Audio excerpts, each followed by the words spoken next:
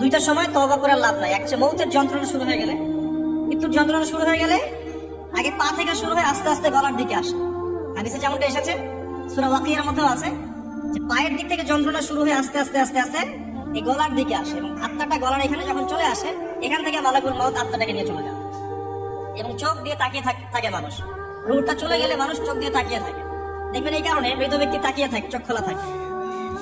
এবং তখন আসমান থেকে সিঁড়ি নামিয়ে দেওয়া হয়, ওই সিঁড়িতে করে আত্মা চলে যাচ্ছে, ও তাকিয়ে দেখে যে আত্মা চলে যাচ্ছে। এবং মানুষ মারা যাওয়ার পরে চোখ জীবিত থাকে অনেকক্ষণ।